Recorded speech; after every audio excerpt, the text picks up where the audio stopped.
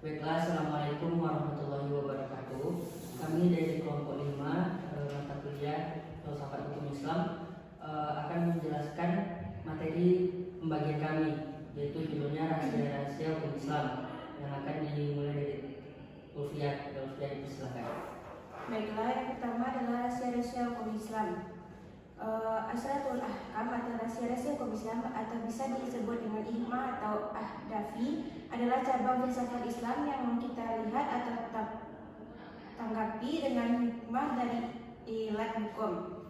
Asrar ini adalah jika dilihat dari segi alasan hukum yang ditemukan oleh syariat disebut asratul tashri atau rahasia konstitusi Islam hukum.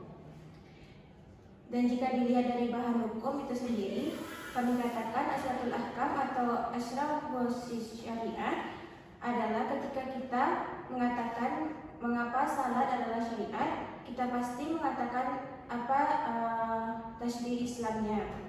Tetapi ketika kita melihat hukum itu sendiri, kita mengatakan risalah mengatakan bahwa ilmu adalah posisi tertinggi di antara ilmu-ilmu syariat, adalah ilmu asratuddin, hikmah, al-ahkamul wal imaniyati wal asratul kamawasi, a'mal wal katika. Selanjutnya adalah perbedaan hikmah dan tujuan hukum Islam. Hikmah hukum Islam adalah tujuan utama yang menjadi proses pada sebuah hukum. Hikmah disebut juga adalah istilah a'lina hukum atau intisari dari sebuah hukum. Hikmah hukum ada berputar pada tujuan untuk menciptakan kesejahteraan dan kemaslahatan bagi manusia. Dapat dikatakan jika ada hikmah maka kita di situ adalah sebuah hukum, dan jika tidak ada hikmah maka tidak ada hukum. Rashid Ridho berkata bahwa hikmah lebih khusus dari ilmu, yaitu mengetahui sesuatu dari hikmahnya dan merupakan faedah serta manfaat yang bertujuan untuk mengerjakannya. Yang kedua adalah tujuan hukum Islam. Hukum Islam bertujuan yaitu untuk menegakkan keadilan dalam kehidupan bermasyarakat. Islam menegaskan bahwa kedudukan manusia sama dan atau seimbang di depan hukum, tanpa memandang kedudukan, kekayaan, golongan, dan lainnya sebagainya. Dalam Islam, tujuan hukum Islam dikenal dengan istilah maqasid as-syariah. Maqasid adalah kesengajaan atau tujuan, sedangkan syariah dalam kamus Munawwir yaitu peraturan, undang-undang, hukum.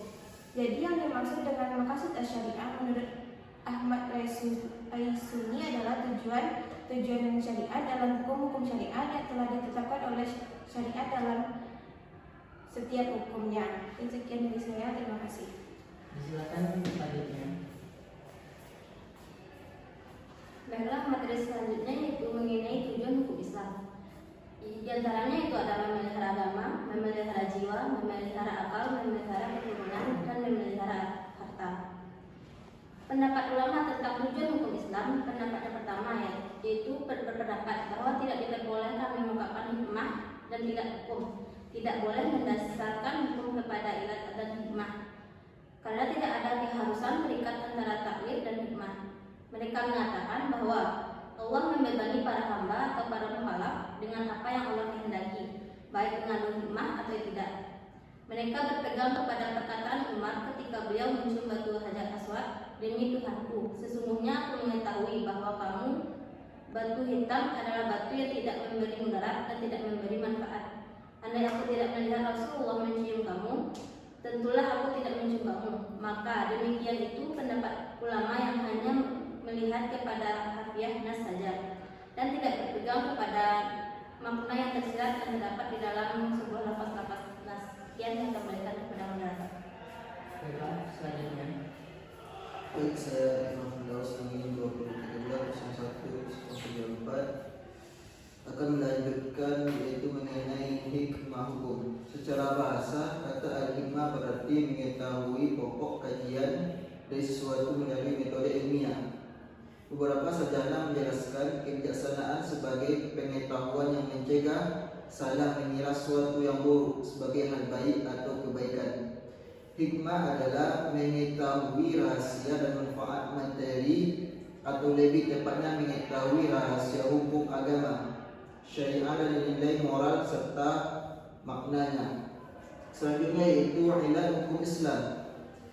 Secara linguistik kata ilat merupakan kata Arab yaitu berbentuk masdar, di mana kosakata ini disebabkan oleh perubahan kata anda ya'illu yang berarti penyakit.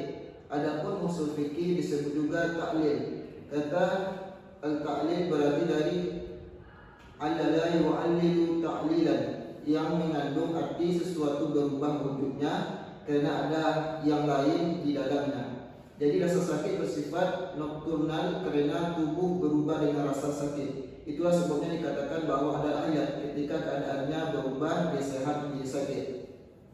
Kata ayat hukum yang diberikan oleh para ulama klasik berbeda dengan kata-kata zaman modern. Ulama hukum dalam adalah sifat atau kondisi yang jelas yang cocok sebagai dasar berlakunya undang-undang.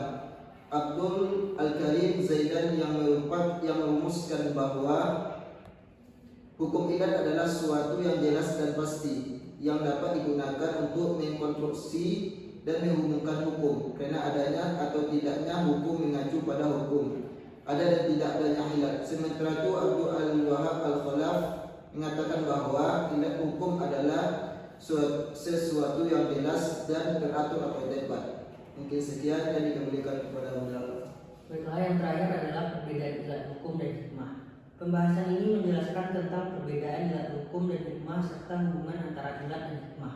Ilat sebagai komponen utama dan menentukan ada atau tidaknya akibat hukum. Dengan demikian, ilat dirumuskan sebagai suatu sifat tertentu yang jelas dan dapat diketahui secara objektif, yang dapat diketahui dengan jelas dan memiliki nilai perbandingan. Dan menurut ketentuan hukum yang keberadaannya menentukan adanya hukum.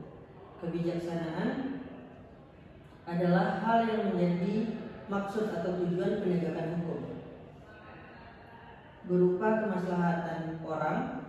Jadi ilat itu mendekati tujuan dan dapat digunakan dalam penentuan hukum, sedangkan hikmah hanya tujuan yang jauh dan tidak dapat digunakan sebagai dasar keputusan hukum. Baiklah, sekian presentasi dari kami dari kelompok 5. Saya ucapkan terima kasih. Assalamualaikum warahmatullahi wabarakatuh.